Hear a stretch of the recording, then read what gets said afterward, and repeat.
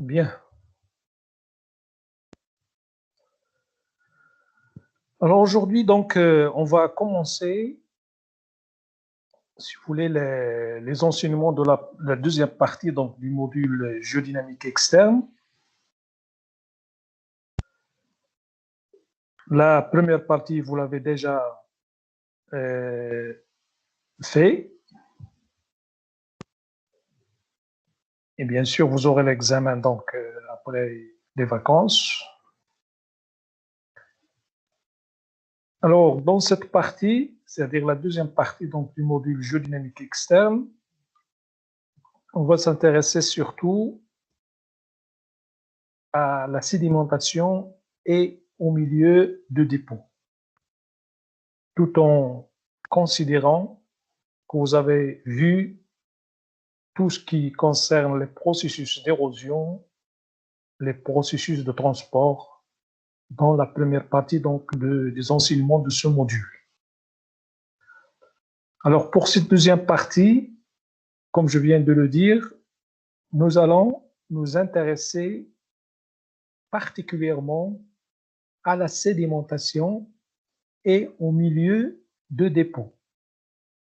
C'est-à-dire, en quelque sorte, vous pouvez les appeler également les bassins sédimentaires, ou bien les milieux de dépôt, c'est-à-dire les lieux où se déposent les sédiments pour former les roches sédimentaires.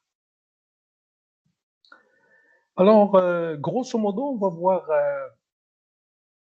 6 chapitres.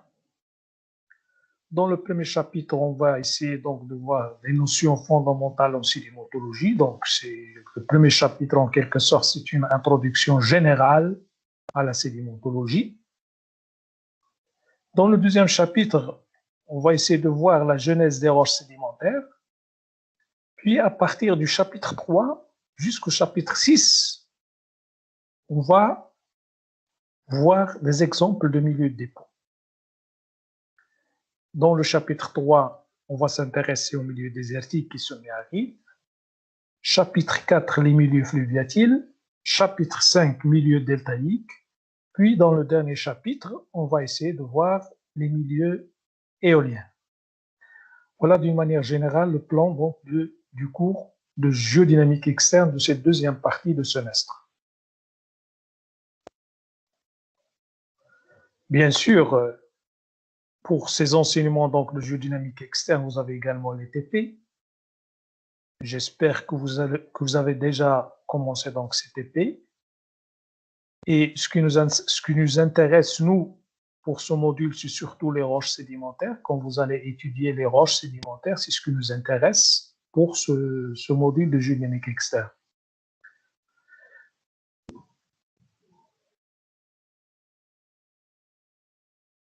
Alors, si vous voulez faire un peu de lecture ou bien de réviser un petit peu dans des ouvrages ou bien des livres de sédimentologie, je vous propose quelques exemples ici d'ouvrages qui portent sur la sédimentologie.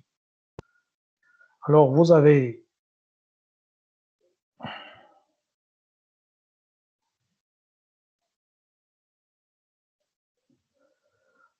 donc des ouvrages en français, rédigés en français, tels que par exemple celui-là,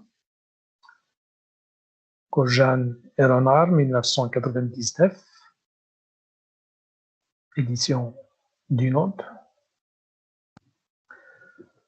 Vous avez la plupart, la majorité des ouvrages sont en anglais, par exemple ici Sedimentary Petrology, Processes, Facies and Stratigraphy, Tucker 2001.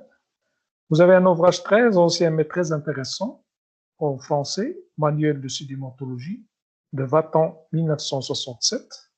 Cet ouvrage-là, même si c'est ancien, c'est un ouvrage qui renferme, si vous voulez, les notions de base en sédimentologie, en stratigraphie. C'est très important. Vous avez d'autres ouvrages, donc, comme j'ai dit, certains sont en français, mais d'autres sont en anglais. Ça, c'est tout simplement si vous voulez un peu lire, réviser, compléter le cours de géodynamique externe. Et bien sûr, pour ce semestre, c'est-à-dire à votre niveau, il ne faut pas, si vous voulez, s'intéresser aux détails et à des choses très, très approfondies. Parce qu'à votre niveau, c'est juste quelques notions, quelques concepts de sédimentologie, des roches sédimentaires, etc. Alors, ce semestre en général, ça concerne, si vous voulez, des notions de base, mais également des initiations aux interprétations donc des roches sédimentaires, c'est-à-dire d'où viennent les roches, comment ils ont été érodées, comment ils ont été transportés, comment ils ont été sédimentés, les mécanismes de sédimentation, et où ils ont été déposés, le milieu de dépôt. Donc, en gros, c'est des notions de base qui vont vous permettre, donc, comme j'ai dit, de décrire et d'interpréter les roches sédimentaires. Vous avez également quelques liens de cours de sédimentologie, c'est-à-dire des cours de sédimentologie en ligne. Vous avez plusieurs liens, mais j'ai ici sélectionné deux liens qui peuvent être intéressants également pour vous. Mais comme j'ai dit, donc, vous allez trouver plusieurs liens, plusieurs cours en ligne sur Internet si vous voulez les voir. Mais comme je viens de le dire, il ne faut pas s'aventurer, hein.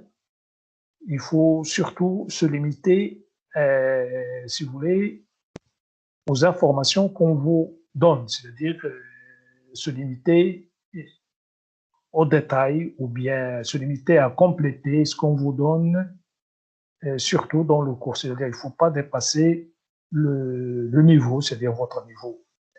Et il faut faire attention également parce que certains cours ne sont pas très bien, si vous voulez, rédigés, ne sont pas corrects dans certains passages. Donc, il faut se méfier. Mais ces deux liens-là sont très importants. Le lien, c'est un lien ici de l'Université de Liège, en Belgique. Ici, c'est un lien donc, du cours de sédimentologie de l'Université de Picardie, en France. Un lien donc, établi par un professeur qui s'appelle Bouchon, un ancien professeur de l'Université académienne s'appelle Bouchon. Ce lien-là de l'Université de Liège a également été établi par un collègue qui s'appelle Boulevin.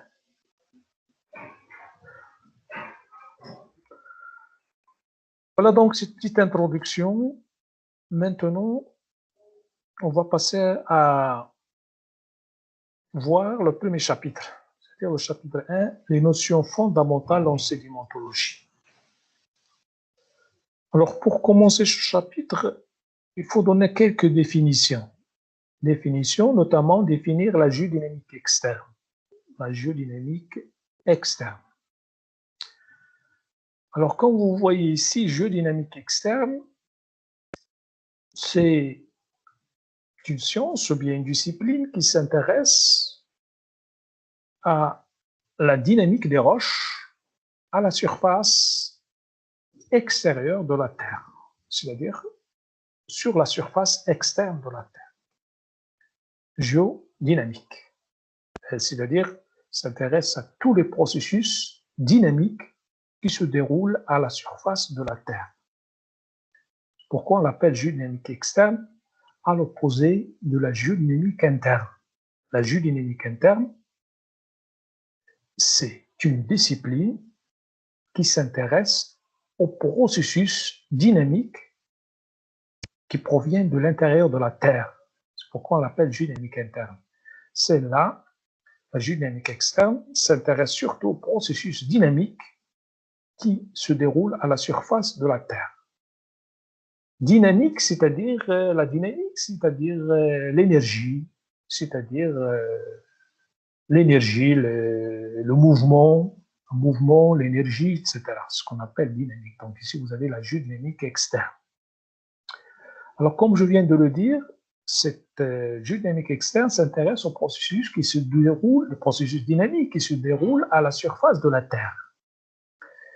C'est pourquoi donc on parle d'un cycle géodynamique, le cycle géodynamique des roches sédimentaires, par exemple. Il s'agit là d'un cycle. un cycle qui se déroule à la surface de la Terre. Comme vous le savez peut-être, un cycle, d'une façon générale, c'est quelque chose qui se fait cyclique, c'est-à-dire une chose qui part d'un point, puis retourne au même point pour former le cycle. On boucle un cycle, c'est-à-dire on part d'un point initial, un point de départ, puis on revient sur le même point. Donc il s'agit là d'un cycle. Alors ici, la dynamique externe, donc on peut parler également du cycle de dynamique externe, ou bien de cycle de dynamique de formation de roches sédimentaires. Comme on peut parler également du cycle de dynamique interne. Le cycle de la dynamique interne, la même chose, c'est un cycle donc, qui permet donc la formation des roches endogènes. Les roches endogènes, c'est-à-dire des roches qui proviennent de la profondeur de la Terre. C'est pourquoi donc on en parle de dynamique interne. Alors, pour le cycle dynamique externe, toujours donc on part d'une roche mère, une roche préexistante. Une roche mère, c'est-à-dire une roche préexistante, c'est-à-dire qui existait avant. Il faut avoir donc une roche mère pour démarrer le cycle de la dynamique externe. Sinon, on ne peut pas donc démarrer le cycle s'il n'y a pas donc de roche mère. Il faut avoir une roche mère, c'est-à-dire, comme je viens de le dire, des roches préexistantes qui existent avant. Ces roches-là, donc, ils peuvent être sédimentaires, ils peuvent être magmatiques, ils peuvent être volcaniques, etc. Donc, n'importe quel type de roche sédimentaire peut former la roche mère. Donc, comme je viens de le dire, donc, la roche mère, elle peut être une roche sédimentaire, il peut être une roche magmatique, il peut être une roche volcanique, il peut être une roche métamorphique, n'importe quel type de roche peut former donc la roche mère. La roche mère à partir de laquelle donc notre cycle de la dynamique externe va démarrer. Donc, sur cette roche mère, il va y avoir altération ou bien érosion. Altération ou bien érosion, c'est-à-dire altération, c'est l'érosion chimique. Ici, l'érosion, c'est l'érosion mécanique, la désagrégation mécanique, si vous voulez. Alors là, il s'agit donc d'agents physiques, chimiques et biologiques. C'est-à-dire les agents qui permettent l'altération, bien l'érosion de la roche mère, ils peuvent être donc des agents physiques, chimiques ou bien biologiques.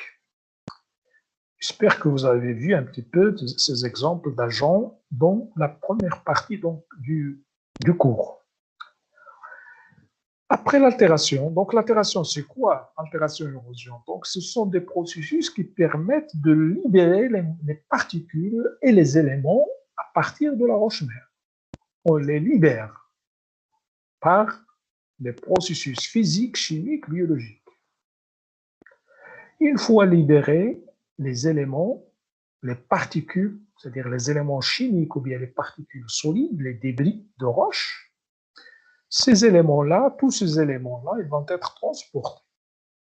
Le transport, bien sûr, s'effectue par des agents de transport tels que l'eau, la glace, le vent ou la gravité. Les principaux agents de transport qui permettent donc le transport des éléments érodés et altérés au niveau de la roche mère.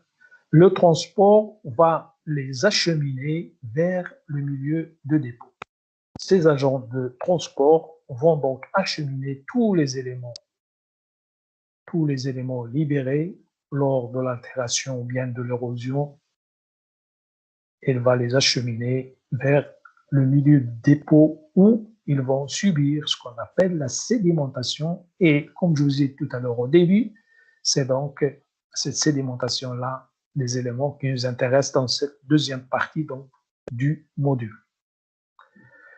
Sédimentation se fait dans le milieu de dépôt ou bien bassin sédimentaire.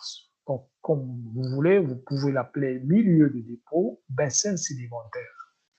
Sauf une petite différence entre les deux nominations, ou bien les deux appellations, c'est que parfois on peut imaginer un milieu de dépôt plus petit qu'un bassin sédimentaire, alors qu'un bassin sédimentaire, parfois on le considère donc c'est des milieux de dépôt très, très, très vastes. très vaste, très grand, avec des dimensions très grandes. C'est-à-dire un bassin sédimentaire peut être un ensemble de milieux de dépôt si vous voulez. Mais à votre niveau, on peut donc accepter milieu de dépôt bien bassin sédimentaire, c'est la même chose. Mais si on veut regarder ça du point de vue géodynamique, généralement, bassins sédimentaires sont des entités très grandes, avec des dimensions très importantes. Milieu de dépôt peut être très petit. Un petit lac, par exemple, peut former un milieu de dépôt.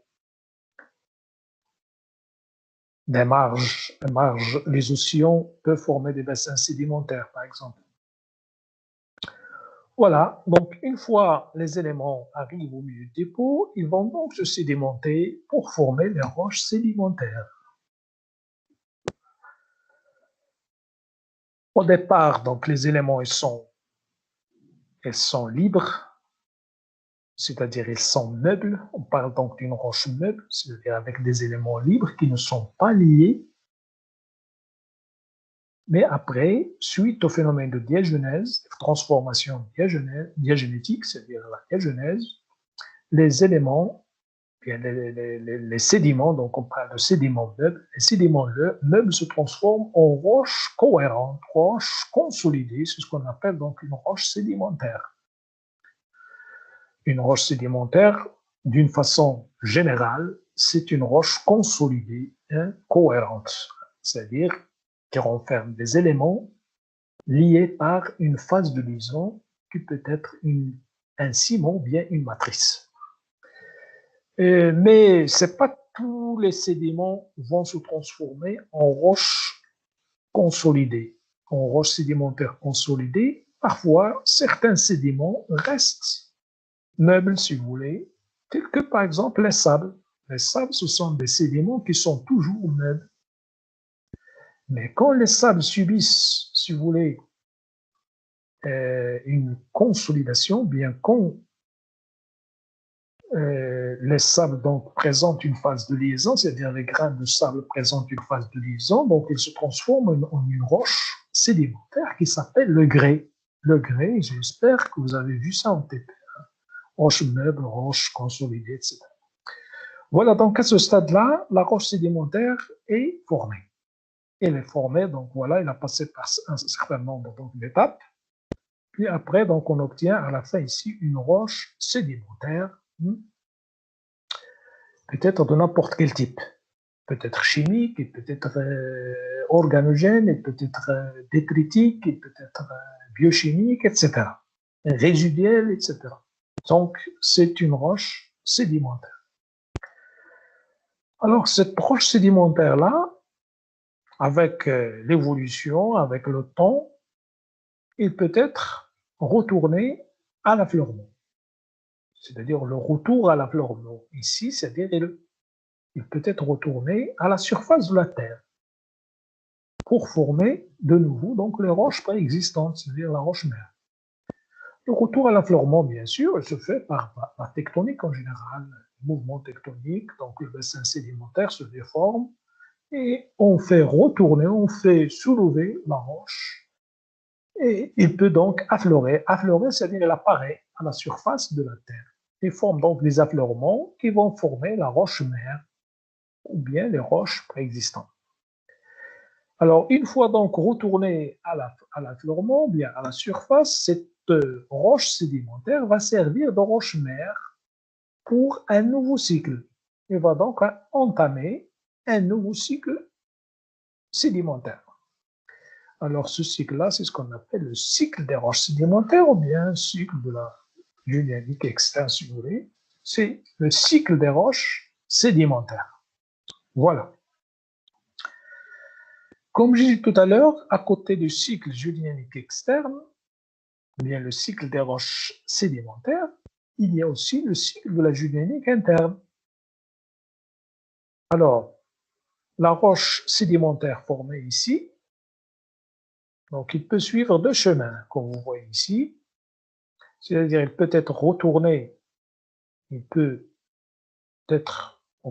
si vous voulez, en surface pour former des affleurements de roche-mère, comme il peut subir un... Oui. Oui, il y a un problème. S'il vous plaît, je n'ai pas compris retour à l'affleurement. S'il vous plaît, pour les questions, vous le laissez à la fin. Sinon, on va essayer de voir une autre séance pour les questions. D'accord? Parce qu'il ne faut pas couper l'enregistrement. Il va y avoir des perturbations. Hein. D'accord?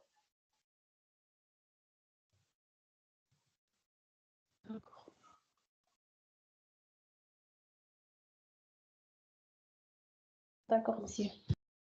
J'ai dit retour à l'affleurement. Regardez, c'est marqué le retour à l'affleurement, c'est-à-dire la roche retourne en surface de la Terre. Ici, les éléments et la sédimentation dans les bassins sédimentaires. Les bassins sédimentaires, c'est-à-dire pour imaginer un bassin sédimentaire ou bien un milieu de dépôt, vous imaginez par exemple une mer ou bien un océan, bien un lac, par exemple, un milieu aquatique. Mais on peut avoir des milieux, bien sûr, qui ne sont pas aquatiques. Dans ces dépressions-là, alors les milieux de dépôt et les bassins sédimentaires, c'est tout simplement toutes les dépressions qui se trouvent à la surface de la Terre. Les dépressions, les fonds, les dépressions, dans lesquelles donc se déposent les sédiments, les éléments pour former les roches. Une fois donc formés, pour faire retourner cette roche formée en surface, il va y avoir peut-être de la tectonique. La tectonique, par exemple, qui va donc soulever les roches formées dans le bassin, il va les remettre en surface de la Terre. C'est-à-dire, il affleure à la surface de la Terre. On peut lui toucher à la surface de la Terre. On ne va pas rester au fond des bassins sédimentaires. Les chaînes de montagnes que vous observez actuellement, c'était des bassins sédimentaires. Mais ils ont été soulevés par les phénomènes tectoniques pour former des reliefs. Les reliefs préexistants, bien en roche-mère. Donc, retourner à l'affleurement, c'est de faire retourner la roche en surface de la Terre, c'est-à-dire sous forme de relief, sous forme de chaîne de montagne, sous forme de collines, etc. Alors, j'ai dit donc, une fois formée, la roche sédimentaire, elle peut donc suivre soit ce chemin-là, de retour à l'affleurement, comme il peut subir un enfouissement. Subir un enfouissement dans le bassin sédimentaire. Il va donc s'enfoncer en profondeur. L'enfouissement, c'est en quelque sorte ce qu'on Monsieur, il appelle n'y la... a pas de partage. On ne voit pas le partage. D'accord, d'accord.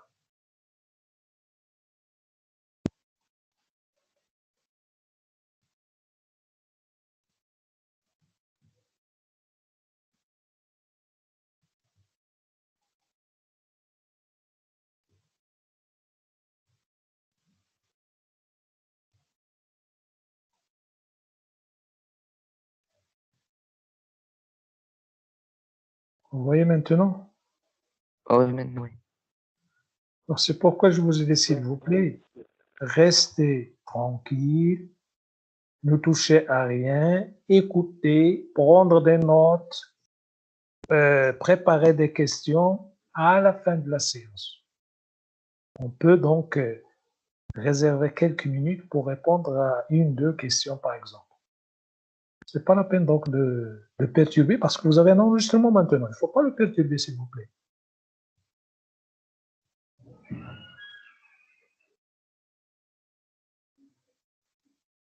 Alors, j'ai dit, une fois formée, donc la roche sédimentaire peut suivre donc ce chemin de retour à l'affleurement, c'est-à-dire retour à la surface de la Terre, ou bien il peut subir un enfouissement. Enfouissement, c'est-à-dire une subsidence, c'est-à-dire un enfoncement en profondeur de la Terre. Vous imaginez, comme j'ai dit, les bassins sédimentaires, ce n'est pas une entité très petite. Ce sont des entités très grandes. C'est par exemple des mers, c'est par exemple des océans, des lacs qui peuvent avoir de grandes dimensions. Donc la roche peut subir un enfouissement en profondeur, c'est-à-dire elle peut s'enfoncer vers la profondeur au fur et à mesure qu'on a donc les dépôts, qu'on a des phénomènes tectoniques. Donc la roche peut s'enfoncer en profondeur au lieu de faire le retour à la fleur moi ici. Donc, si la roche s'enfuit, si vous voulez, en profondeur, on va avoir soit formé, c'est-à-dire quand elle atteint, si vous voulez, les conditions de pression et température du métamorphisme, il va y avoir formation de roches métamorphiques. Ces roches métamorphiques-là, également, ils ne vont pas rester toujours en profondeur. Ils vont être remis en surface pour former de nouveau les roches mères. Donc, c'est le premier chemin ici, quand la roche subit l'enfouissement. Donc, il peut atteindre c'est-à-dire les conditions de pression et température, et il va se transformer en roche métamorphique. Cette roche métamorphique, il va de nouveau remis en surface, ou bien il va continuer l'enfouissement jusqu'à ce qu'il atteigne les conditions de pression et température de fusion. Il va donc subir une fusion au moins partielle parfois, et il va former donc les roches magmatiques. Les roches magmatiques également, qui vont être remises en surface de nouveau. Alors, comme vous voyez, toutes les roches qui vont se former, à la fin, ils vont revenir en surface, à la surface de la Terre, et ils vont donc former des reliefs préexistants, c'est-à-dire les roches mères, qui vont servir de point de départ d'un nouveau cycle de roches sédimentaires.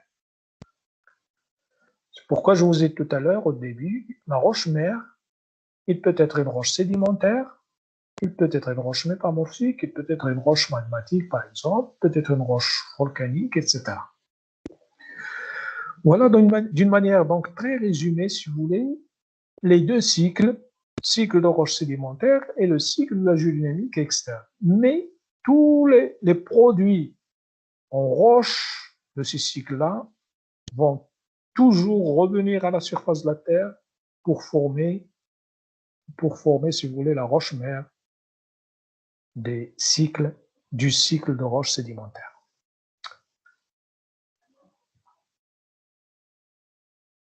Voilà, donc ici, c'est ce qu'on appelle, pardon, il faut que j'active le pointeur, les A. Voilà. Ici, donc, c'est ce qu'on appelle le cycle de la géodynamique interne.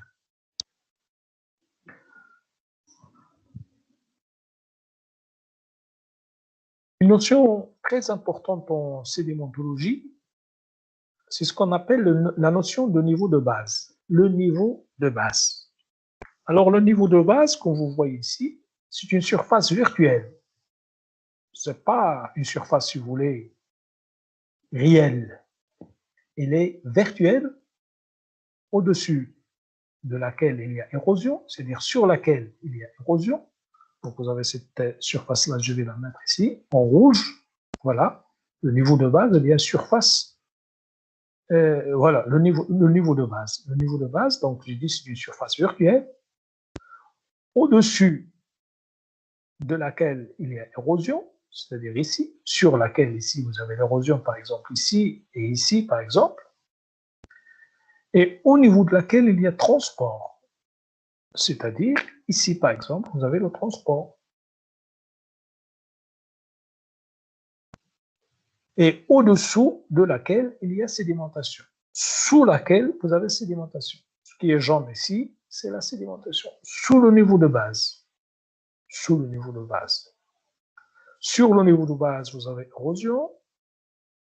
Sous le niveau de base, vous avez sédimentation, ici et également ici. Et sur le niveau de base, vous avez érosion. C'est ce que je vais vous projeter maintenant ici sur ce schéma. Voilà.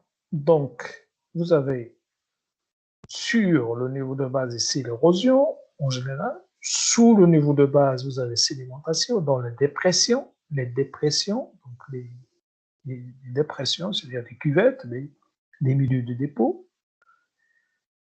Également ici, sur le niveau de base, donc érosion. Sur le niveau de base, il y a généralement le transport. Et également ici, regardez, donc une mer, un lac, un océan, il y a sédimentation, milieu de dépôt. Donc, en quelque sorte, les milieux de dépôt, ce sont les zones en dessous du niveau de base, en général. En dessous du niveau de base. Voilà donc en ce qui concerne cette notion de niveau de base. Voilà donc là où il y a la sédimentation, c'est les milieux de dépôt ou bien les bassins sédimentaires. Les bassins sédimentaires ou bien milieux de dépôt, c'est les dépressions. Les dépressions, c'est-à-dire les reliefs positifs.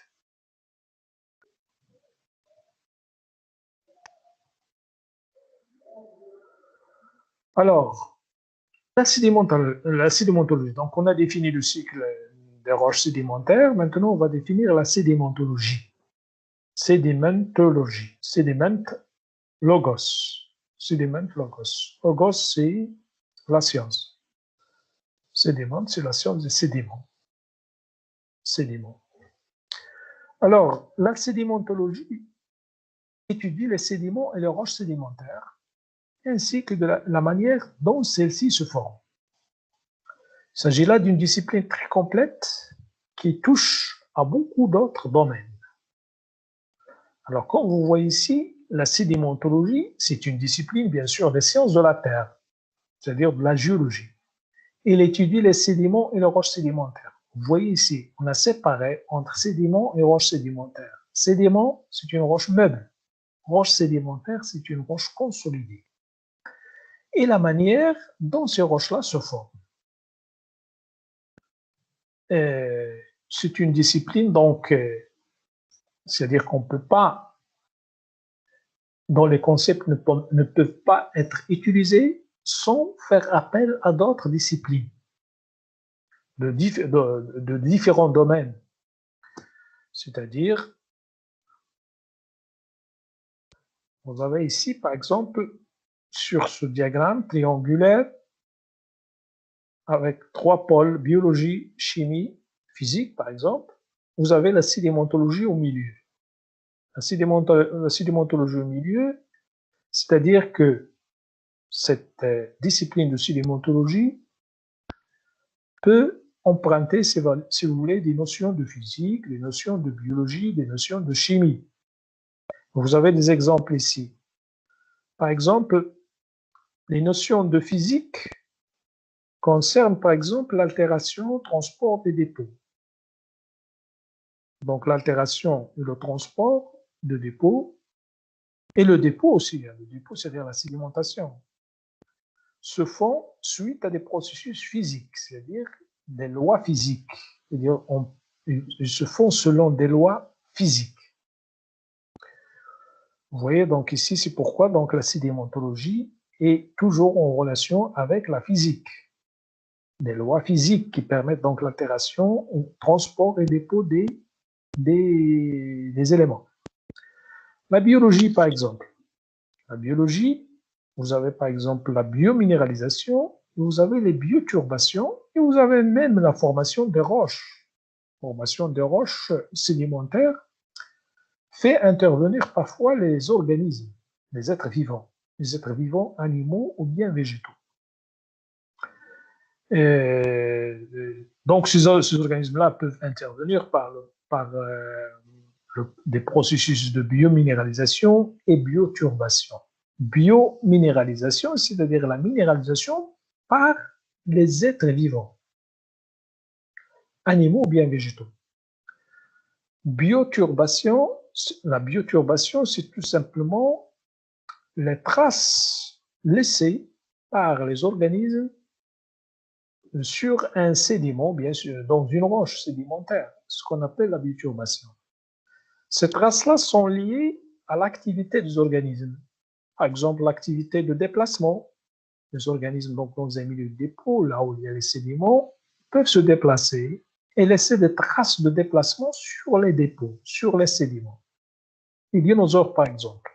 Les dinosaures, il y a des millions d'années, on a trouvé leurs traces dans les dépôts, par exemple, du Crétacé, par exemple, du Tertiaire, des traces de déplacement.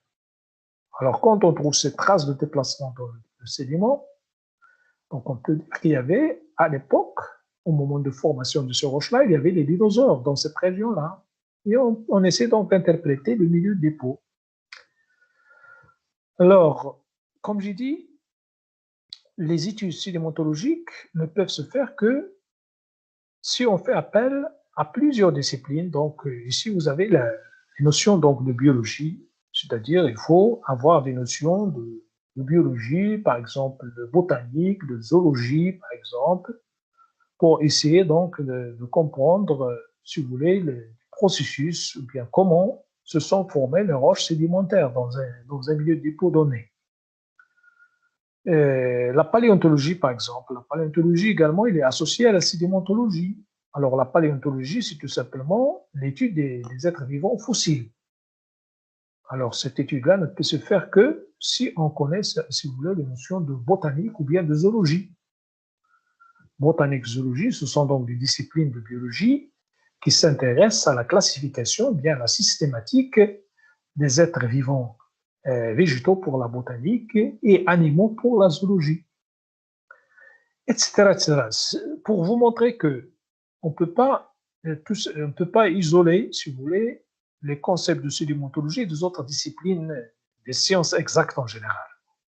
D'accord? Donc ici, je vous donne l'exemple de la physique, de la biologie. Vous avez également la chimie. La chimie, donc, pour connaître comment se fait l'altération, la précipitation chimique et la diagenèse, il faut avoir des notions de chimie. Les notions de chimie, chimie minérale, chimie organique, etc. Donc, il faut avoir des notions de cette discipline de chimie. Et il faut également, par exemple, la géophysique, par exemple. La géophysique, également, c'est une discipline, par exemple, des sciences de la Terre. Alors, c'est clair, la géophysique. Ici, vous avez la géologie et la physique pour la géophysique. Mais ici, je vous ai donné un exemple, c'est-à-dire de discipline des sciences de la Terre. Mais ici, nous, on s'intéresse surtout à la sédimentologie. La sédimentologie, comme j'ai dit, donc c'est une discipline des sciences de la Terre dont les concepts, si vous voulez, empruntent des notions de plusieurs disciplines de sciences exactes, notamment ici la physique, la biologie et la chimie. Alors, comme vous voyez ici, donc, les sciences, en général, elles sont dépendantes les unes des autres. Et on ne peut pas se limiter uniquement à une discipline ou bien à une science sans connaître les notions des autres. On est obligé donc de connaître les notions, au moins quelques notions de base des autres disciplines pour pouvoir, si vous voulez, travailler ou bien utiliser les notions, par exemple ici, de sédimentologie. Voilà donc la sédimentologie, sa définition et son dépendance, si vous voulez, de ces trois sciences, la biologie, la physique et la chimie. Après les définitions, donc on va ici parler un petit peu des intérêts de la sédimentologie. À quoi ça sert la sédimentologie? C'est pourquoi on utilise, si vous voulez, les roches sédimentaires. L'utilité donc de la sédimentologie. Alors, l'étude des roches sédimentaires est capitale pour les raisons suivantes. C'est-à-dire l'étude des roches sédimentaires et la sédimentologie en général est très importante. Parce que, premièrement, les roches sédimentaires sont les roches qui contiennent des ressources naturelles. Des ressources naturelles qui sont d'une grande importance sur le plan économique des pays. Elles contiennent par exemple le pétrole, le gaz naturel, le charbon, les minerais et les fertilisants. Regardez donc l'immense quantité et l'immense type, grand type, si vous voulez, de ressources naturelles que contiennent les roches sédimentaires. C'est pourquoi donc la sédimentologie et l'étude des roches sédimentaires, elle est capitale. Ces ressources naturelles-là, on ne les trouve pas dans les roches endogènes. On les trouve la majorité de ces ressources naturelles, on ne les trouve jamais dans les roches endogènes. C'est surtout les roches sédimentaires qui renferment ces ressources-là. Vous avez le pétrole, le gaz naturel, le charbon, les minerais et les fertilisants. Les fertilisants, c'est-à-dire les produits fertilisants, c'est-à-dire par exemple le phosphate. Le phosphate. Le phosphate, ce sont donc les roches sédimentaires qui renferment donc des grandes quantités, d'énormes quantités de phosphate à l'échelle mondiale, notamment au Maroc. On peut trouver le phosphate dans les roches endogènes, mais ce n'est pas de la même quantité et peut-être même qualité. Alors voilà donc le premier point, et bien la première raison qui permet aux roches sédimentaires d'être capitales, bien de l'étude des roches sédimentaires d'être capitale. Deuxième raison, il représente un des principaux aquifères, c'est-à-dire les aquifères, c'est-à-dire les nappes phréatiques, c'est-à-dire les ressources en eau, l'eau souterraine. La plupart des aquifères, on les trouve dans les roches sédimentaires. Les roches sédimentaires, surtout les roches sédimentaires poreuses, qui présentent une perméabilité importante, peuvent former d'importants réservoirs d'eau. Réservoirs d'eau, bien les aquifères. Aquifères, c'est-à-dire de l'eau. Le principe aquifère, c'est tout simplement les réservoirs de l'eau ou bien les nappes d'eau souterraines.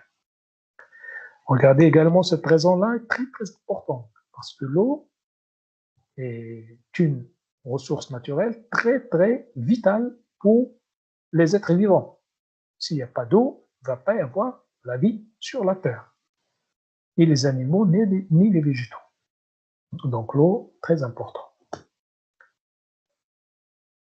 Elle contient les fossiles sur lesquels repose notre connaissance de l'évolution de la vie sur Terre. Comme vous le savez peut-être, les roches sédimentaires sont les seules roches, les seules et uniques roches qui peuvent contenir les fossiles. On ne peut pas trouver les fossiles dans les roches endogènes.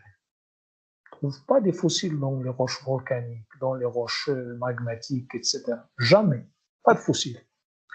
Les seules roches qui renferment les fossiles, qui contiennent les fossiles, ce sont les roches sédimentaires et plus particulièrement les roches calcaires, en général. On peut trouver des fossiles dans des roches pétritiques, mais c'est très rare. Et dans les roches calcaires, on trouve d'importants types et plusieurs types de fossiles. Surtout quand il s'agit donc de roches formées dans des mers, dans des océans, etc. Alors ces fossiles-là, on se base sur ces fossiles-là pour reconstituer l'évolution de la vie sur la Terre. C'est-à-dire, ce sont ces fossiles-là qui vont nous permettre, d'une part, de connaître l'évolution des êtres vivants sur le globe terrestre, depuis sa formation jusqu'à l'actuel, évolution des êtres vivants, animaux et végétaux, bien sûr, au cours du temps jusqu'à l'actuel. Ce sont donc ces traces-là, ces traces de fossiles, ces squelettes, ces carapaces, des dents, etc. Ce sont donc ces fossiles-là qui vont permettre de retracer l'histoire et l'évolution de la vie sur la Terre. C'est-à-dire comment on peut connaître à partir de ce fossile-là comment la vie a été, si vous voulez, comment la vie apparaît sur la Terre et comment les êtres vivants ont évolué au cours du temps jusqu'à l'actuel, jusqu'à ce qu'on a actuellement. Aussi bien animaux et végétaux, bien sûr. Les fossiles également, comme vous le savez peut-être également, ils nous permettent la datation des roches, la datation des dépôts, des couches, des strates. C'est-à-dire ce qu'on appelle les bons fossiles stratigraphiques, c'est-à-dire les fossiles qui permettent donc de dater les roches. Alors ces fossiles-là nous permettent également d'établir, si vous voulez, les échelles chronostratigraphiques. Les échelles chronostratigraphiques que vous trouvez dans des livres, dans des bouquins, etc., dans le dictionnaire de géologie, si vous ouvrez un dictionnaire de géologie, vous allez trouver l'échelle chronostratigraphique.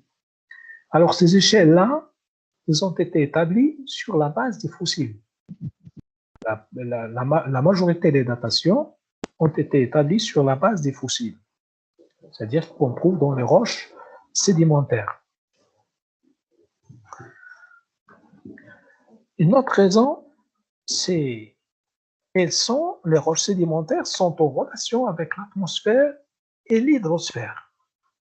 C'est-à-dire, elles sont en relation avec l'atmosphère, c'est-à-dire l'air, et elles sont en relation avec l'hydrosphère, c'est-à-dire l'eau. Ce qui permet donc, si vous voulez, de participer au cycle du carbone. Les roches sédimentaires, si vous voulez, participent dans le cycle de carbone. Une autre raison, ces roches sédimentaires-là, leur étude permet, si vous voulez, la reconstitution de l'évolution de notre planète. C'est-à-dire, elle permet donc de faire des reconstitutions des anciens paysages, des anciennes paléogéographies. Bien sûr, par les études paléogéographiques, paléoclimatiques, on peut également connaître paléoclimat, etc., depuis l'échelle locale jusqu'à celle du bassin. Ces études paléogéographiques et paléoclimatiques, par exemple, c'est-à-dire c'est des études avant même l'apparition de l'homme. C'est-à-dire on peut faire la reconstitution des anciens paysages, c'est-à-dire au niveau de notre Terre, avant même l'apparition de l'homme. Parce que l'homme, comme vous le savez peut-être, est apparu au Quaternaire. C'est-à-dire c'est un être vivant relativement récent par rapport aux autres. Suite à une évolution, bien sûr, des espèces, etc., etc. Donc, l'apparition de l'homme s'est faite au Quaternaire. Mais par les études, si vous voulez, sédimentologiques, et notamment paléogéographiques et paléoclimatiques, donc on peut faire la reconstitution de ces anciens paysages, c'est-à-dire on essaie donc de voir comment était la planète Terre, c'est-à-dire où il y avait des continents, où il y avait des mers, des océans, etc., jusqu'à présent. On peut également faire des études paléoclimatiques, c'est-à-dire faire l'étude des paléoclimats, c'est-à-dire les climats anciens, comment ce sont les climats qui se sont déroulés à la surface de la Terre, c'est-à-dire l'atmosphère, la composition de l'atmosphère dans le temps.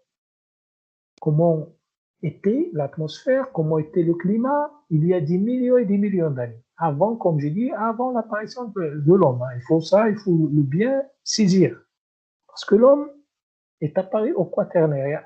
Le Quaternaire, c'est une époque très récente par rapport au Mésozoïque, par rapport au Paléozoïque, par rapport au Précambrien. Le Précambrien, c'est donc les temps les plus anciens, bien les roches, datées par des roches les plus anciennes sur le globe terrestre. Voilà donc quelques exemples ou bien quelques raisons qui nous poussent ou bien qui nous permettent donc de dire que les roches sédimentaires sont très capitales sur le plan économique, sur le plan académique, etc. Et sur le plan scientifique, académique, scientifique. Donc, ils présentent des intérêts, bien des intérêts, voilà, très, très importants si on le compare même aux roches endogènes. Caractéristiques des bassins et des roches sédimentaires. Alors ici, vous avez le bassin ou bien le milieu de dépôt. Milieu de dépôt, bien bassin sédimentaire. Et la roche sédimentaire qui se forme dans ce bassin. Donc on va essayer de voir quelques caractéristiques de ces deux composantes. Alors, vous avez un bassin sédimentaire généralement caractérisé par sa nature et sa morphologie. La nature et la morphologie. La nature, c'est-à-dire de quel type de milieu de dépôt vient le bassin sédimentaire. Est-ce qu'il s'agit d'un milieu aquatique ou bien un milieu aérien, par exemple? Aquatique, c'est-à-dire avec de l'eau, c'est-à-dire une dépression qui contient de l'eau. Et s'il contient de l'eau, est-ce que cette eau-là, il s'agit d'une eau douce ou bien de l'eau de mer? Il y a une différence, pas la même chose. Ce pas les mêmes organismes qui vont vivre dans le milieu. C'est très important. S'il n'est pas aquatique, il peut être aérien, c'est-à-dire une dépression qui ne contient pas de l'eau aérienne. Au niveau des talus, par exemple, ou bien le bas des talus, par exemple, les piémonts, par exemple, les déserts, on peut avoir des dépressions dans les déserts qui vont servir donc de milieu de dépôt pour les particules sédimentaires transportées, érodées et transportées par le vent, par exemple, etc. Donc, le bassin sédimentaire est caractérisé par sa nature. Il caractérise également par sa morphologie. Sa morphologie, c'est-à-dire sa forme. Comment il se présente la dépression d'un point de vue géométrie, d'un point de vue forme. Est-ce qu'il présente des zones profondes, par exemple, quand il s'agit donc de milieu aquatique, des zones peu profondes? Est-ce qu'il contient des îles, par exemple, des golfes, etc. Ce qu'on appelle la morphologie du bassin. C'est-à-dire un bassin sédimentaire ou bien une dépression ne présente pas une morphologie, si vous voulez, identique partout. Il peut y avoir donc des différences d'une localité à une autre. Je vous ai donné l'exemple donc de la profondeur, par exemple, au niveau d'un milieu ou bien d'un bassin sédimentaire marin, ou bien aquatique en général. On peut avoir un rivage, une plage, on peut avoir une zone peu profonde, on peut avoir des zones très profondes, etc. Alors, dans ces milieux-là, c'est ce qu'on appelle donc les milieux de dépôt. Dans ces parties ou bien dans ces localités qui forment le bassin sédimentaire, donc les roches ne vont pas se former de la même façon. Et par conséquent, il faut s'attendre à trouver des roches différentes. Une roche déposée dans un milieu profond n'est pas la même qu'une roche déposée au niveau d'une plage, d'un rivage. C'est pas la même. Voilà donc ce qu'on appelle caractéristiques morphologiques du bassin. Les bassins également, bien les milieux de dépôt, sont caractérisés par l'hydrodynamisme. Leur hydrodynamisme, ou bien l'hydrodynamisme d'un bassin, son hydrodynamisme. Alors, l'hydrodynamisme, vous avez ici hydro, c'est-à-dire l'eau, vous avez dynamisme, bien la dynamique. C'est tout simplement. L'hydrodynamisme, alors, tout simplement, c'est la dynamique de l'eau dans un bassin. Ici, donc, puisqu'on parle de l'hydrodynamisme, automatiquement, il faut penser à un bassin aquatique, c'est-à-dire qui contient de l'eau aquatique. Alors, les bassins également, bien les milieux de dépôt peuvent être caractérisés par leur hydrodynamisme, c'est-à-dire par l'énergie de l'eau, l'énergie des courants d'eau, par exemple. Est-ce qu'il s'agit d'un bassin avec un hydrodynamisme fort ou bien un bassin avec un hydrodynamisme faible, par exemple? Hydrodynamisme fort, c'est-à-dire un milieu où il y a agitation. Je vous donne l'exemple, par exemple, de vagues, les vagues, la tempête, etc., donc agitation. Ou bien, est-ce qu'il s'agit d'un milieu de dépôt avec un hydrodynamisme faible, c'est-à-dire un milieu de dépôt calme, il n'y a pas de courant, il n'y a pas de vagues, il n'y a rien, calme. Un lac, par exemple, est en général calme, en général. Mais dans les mers et les océans également, on peut trouver des zones calmes où l'hydrodynamisme est faible. Le bassin sédimentaire également peut être caractérisé par son écologie. Écologie, c'est tout simplement l'ensemble des êtres vivants qui vivent dans le milieu de dépôt. Êtres vivants, animaux, bien végétaux, toujours.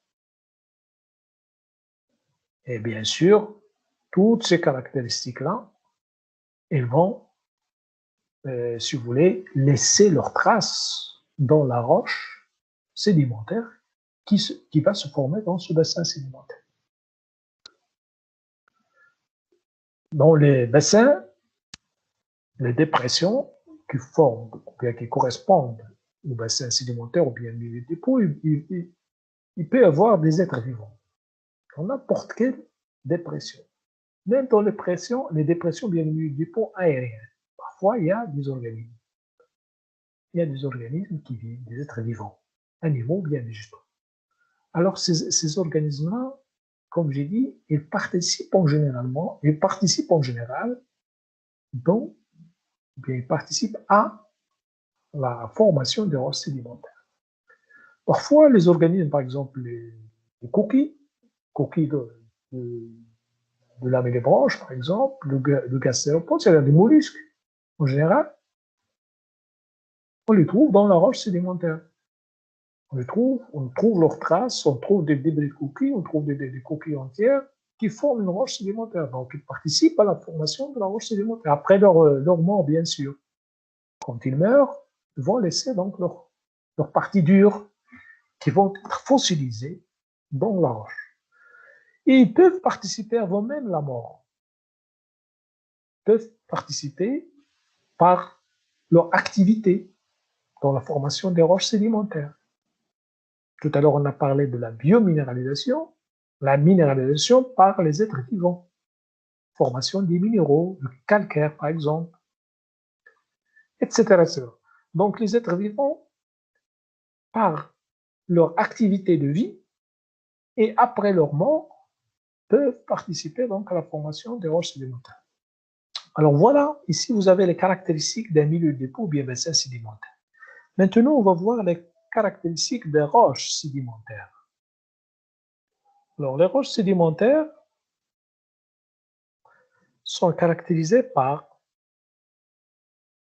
vous avez en premier leur composition. Leur composition, c'est-à-dire leur contenu lithologique et paléontologique, si vous voulez, ou bien biologique, c'est la même chose. Chaque roche sédimentaire présente une composition donnée, c'est-à-dire son contenu lithologique et paléontologique ou bien biologique.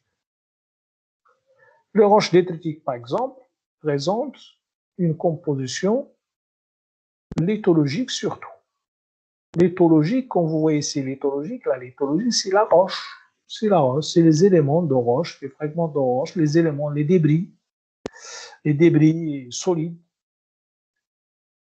Biologique, c'est-à-dire paléontologique, c'est-à-dire les fossiles. Tout ce qui est biologique, c'est tout ce qui est en relation avec les êtres vivants, c'est-à-dire les fossiles pour l'eau, bien.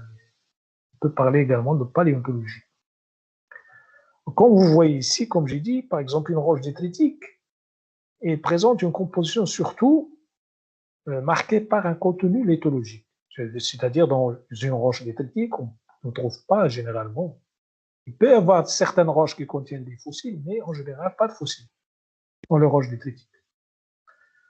Au contraire, une roche calcaire, elle présente un contenu lithologique et biologique. C'est-à-dire, on peut trouver donc des grains, bien des débris solides, bien des éléments minéraux et des éléments organiques d'origine biologique. Pourquoi donc on parle donc d'une composition contenu lithologique et contenu biologique? Lithologique, c'est tout ce qui est minéral, pour simplifier, tout ce qui est minéral ou bien un fragment de roche, débris de roche. Biologique, c'est tout ce qui est organique. Organique ici, minéral ici. Les roches également sont caractérisées, c'est-à-dire les roches sédimentaires sont caractérisées par leur architecture et géométrie. L'architecture et la géométrie des roches. Donc toujours, il faut faire attention à ça. Quand vous êtes sur le terrain, il faut voir les structures et les textures que renferment les roches. Il faut voir la base, le sommet du banc. Qu'est-ce qu'elle montre? Est-ce qu'il s'agit d'une base, par exemple, plate, d'une base irrégulière, un sommet plat, un sommet irrégulier, Qu'est-ce qu'elle renferme comme structure et texture à l'intérieur de la roche? Les structures, tout ce qui est physique, mécanique, hein, on peut l'appeler structure. Puis la texture. La texture, c'est tout ce qui est, si vous voulez, géométrie, forme des éléments, etc. La géométrie, la forme des éléments que renferme la roche. Voilà donc l'architecture, la géométrie des roches sédimentaires. Les roches sédimentaires également peuvent être caractérisées par les types de succession des dépôts. Type de succession de dépôts, ce qui donne ce qu'on appelle des séquences de dépôts. Une séquence de dépôts sans SCC. Une séquence de dépôts. Ou bien des séquences de dépôts au pluriel, si vous voulez. Les types de succession des dépôts, c'est très important ici. Ici, il faut faire attention à la manière dont les strates ou bien dont les dépôts s'enchaînent verticalement. Parce que, comme vous le savez, dans un bassin sédimentaire, les roches sédimentaires se forment ou bien se déposent sous forme de couches ou bien de strates, superposées les unes sur les autres, de la base au sommet. Alors, ils forment donc une succession de dépôts. Cette succession de dépôts-là nous permet de connaître ce qu'on appelle les séquences de dépôts. Les séquences de dépôts, ça, on va le voir en détail dans les séances à venir. Alors, comme vous voyez, donc vous avez les roches sédimentaires, vous avez le bassin sédimentaire. Alors, les roches sédimentaires se forment dans les bassins sédimentaires. Donc, automatiquement, toutes les caractéristiques de ce bassin-là, toutes les caractéristiques de chaque type de bassin influencent bien sûr les caractéristiques de roches sédimentaires. Autrement dit, quand on examine une roche sédimentaire qu'on trouve actuellement sur le terrain, dans la nature, sur le terrain, dans cette roche sédimentaire-là, quand on fait l'étude, on va essayer donc de retracer l'histoire des éléments qui forment la roche dans ce milieu de dépôt. C'est-à-dire, à partir de l'étude de la roche, on peut faire la reconstitution du milieu de dépôt bien du bassin sédimentaire. Autrement dit, on peut faire la reconstitution des anciens paysages.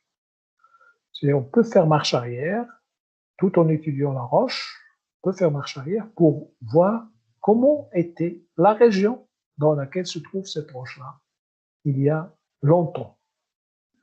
Ça, donc, on va également le voir par la suite. Alors, ici, on va parler un petit peu donc de la notion de sédiment. Qu'est-ce que ça veut dire un sédiment? Tout à l'heure, je vous ai parlé de sédiments et de roches sédimentaires. Alors, bien sûr, une roche sédimentaire, avant donc de se transformer, elle était un sédiment, c'est-à-dire les premiers éléments sédimentés toujours forment donc ce qu'on appelle le sédiment, c'est-à-dire une roche même. Mais le sédiment peut se transformer par la diagenèse en roche sédimentaire. Alors un sédiment peut être défini comme un ensemble non consolidé de particules, c'est-à-dire, comme je vous expliquais tout à l'heure, c'est une roche meuble, c'est-à-dire particules non consolidées. Alors, ces particules-là peuvent être de différentes natures, bien sûr. Peuvent être des particules d'origine minérale, comme je viens de l'expliquer, quand on a parlé des caractères, du contenu lithologique. Le contenu lithologique, c'est tout simplement les particules d'origine minérale. Il s'agit de grains minéraux ou fragments de roche, c'est-à-dire les minéraux ou bien les fragments de roche. Ils peuvent être terrigènes, peuvent être volcaniques et peuvent être météoriques. Qu'est-ce que ça veut dire ça? Terrigène, c'est tous les éléments qui proviennent de l'érosion de la Terre. On les appelle les éléments terrigènes. C'est-à-dire leur origine, c'est la Terre. Quand vous entendez terrigène, il faut penser donc aux éléments issus de l'érosion des terres. Parfois, on peut les appeler des éléments silicoclastiques. Silicoclastique, la même chose, terrigène. Les éléments également peuvent être issus donc, des projections volcaniques. C'est-à-dire ces éléments minéraux, bien les grains minéraux, peuvent être d'origine volcanique. À partir des projections volcaniques, on peut avoir donc des éléments minéraux, bien des fragments de roche carrément. Les météorites également, c'est un cas très très rare. C'est-à-dire on peut avoir également des grains minéraux qui proviennent des météorites, et c'est très rare. Ce qui est très important, c'est ça. C'est-à-dire les éléments d'origine minérale qui forment les roches sédimentaires, ce sont des éléments, généralement des éléments terrigènes, puis parfois on peut avoir donc des éléments volcaniques, puis en dernier, les éléments météoriques. À côté des particules d'origine minérale, on peut avoir ce qu'on appelle les particules d'origine organique. Alors, particules d'origine organique, comme je vous ai expliqué tout à l'heure, c'est tout simplement les restes fragmentés au nom d'animaux ou de végétaux. Ces éléments organiques proviennent donc des restes d'animaux ou bien de végétaux. Vous avez également des particules d'origine chimique. Ici, d'origine chimique, c'est-à-dire c'est des éléments, bien des minéraux formés par précipitation des substances dissoutes. Par exemple, dans un milieu aquatique, il va y avoir ce phénomène, donc, bien ces éléments, il faut s'attendre à trouver donc, ces éléments d'origine chimique. C'est-à-dire, dans un milieu aquatique, on peut s'attendre à trouver donc des précipitations, des cristallisations, c'est-à-dire des réactions chimiques qui vont permettre la formation des minéraux. Exemple ici, je vous ai donné l'exemple des cristaux de sel. Le sel, en général, donc, il se forme par précipitation, bien par cristallisation, donc de l'eau de mer, sous des conditions bien sûr très très particulières. Le gypse, par exemple, la calcite, tous les minéraux formés, ou bien tous les minéraux qu'on trouve dans les roches sédimentaires, elles se forment suite donc à des réactions chimiques telles que ce qu'on appelle la précipitation, ou bien la cristallisation carrément, pour former, à partir bien sûr des substances dissoutes dans l'eau, en général. Substances dissoutes dans l'eau, on obtient donc des particules d'origine chimique. Voilà donc, grosso modo, les particules qui peuvent, bien, les particules susceptibles, si vous voulez, de former un sédiment. Particules d'origine minérale, particules d'origine organique, particules d'origine chimique. Pour ces dernières, les particules d'origine chimique, en général, on parle donc de minéraux, d'éléments in situ. In situ, c'est-à-dire se forment dans le milieu de dépôt. Dans le milieu de dépôt, surtout quand le milieu est aquatique. Tandis que les particules d'origine minérale ou bien d'origine organique, ils peuvent être, surtout les particules d'origine minérale, ces particules-là sont des particules qui proviennent de l'extérieur du milieu de dépôt, suite à une érosion, altération, transport, etc. Et on les dépose dans le milieu de dépôt. Ici, ils peuvent être importés, comme ils peuvent être propres au milieu de dépôt. Les particules d'origine organique. Mais en général, les particules d'origine chimique, c'est des particules qui se forment in situ, à l'intérieur du milieu du dépôt, suite, bien sûr, à la cristallisation, bien la précipitation de substances dissoutes dans l'eau en général. Alors, vous avez ici une petite remarque. Donc, avant de constituer un sédiment, les particules sédimentaires ont été déplacées à la surface terrestre par un ou plusieurs agents de transport tels que le vent, la gravité, l'eau et la glace. C'est ce que je viens donc de dire, sauf pour cette pour les particules d'origine chimique qui se sont formées en grande partie dans le milieu du dépôt, mais également ici, ils peuvent se former, c'est-à-dire les solutions peuvent provenir de l'extérieur suite à une altération chimique, transport des éléments chimiques, puis à l'intérieur du milieu du dépôt, donc il va y avoir donc la précipitation de ces minéraux.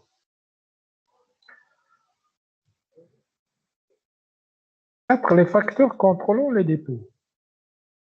On va essayer de voir les facteurs qui contrôlent les dépôts.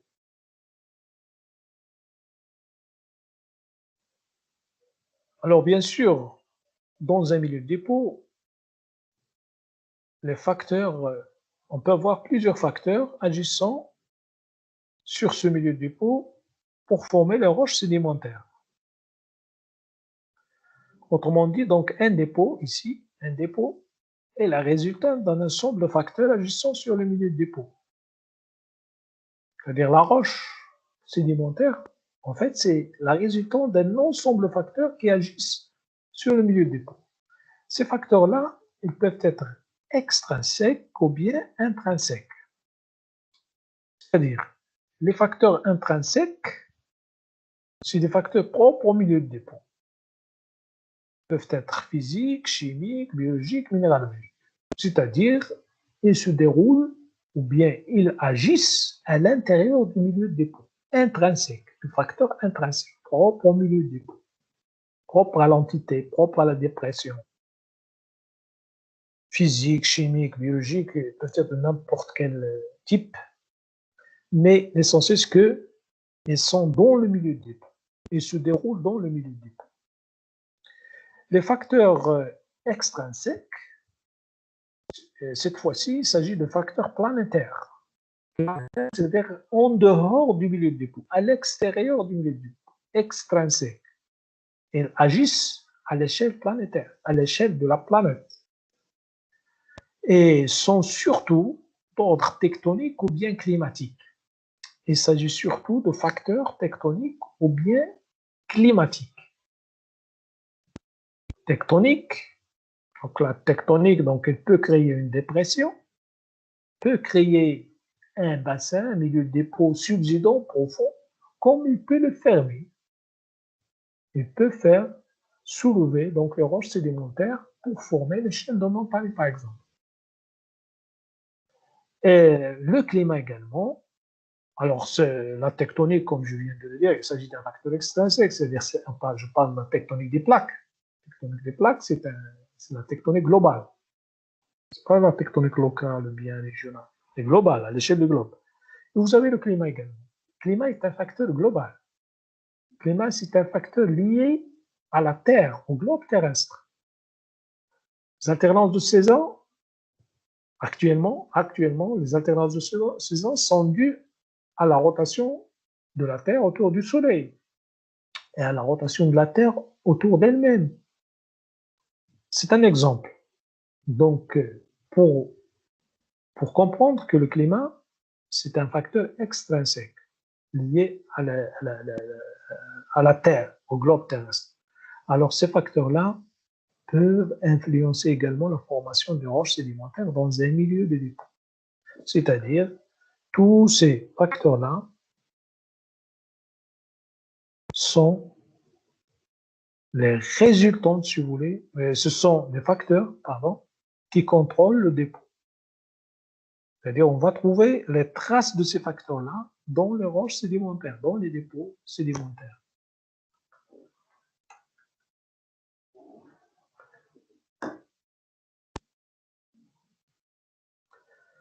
Donc, vous avez deux groupes de facteurs, les facteurs intrinsèques et les facteurs extrinsèques.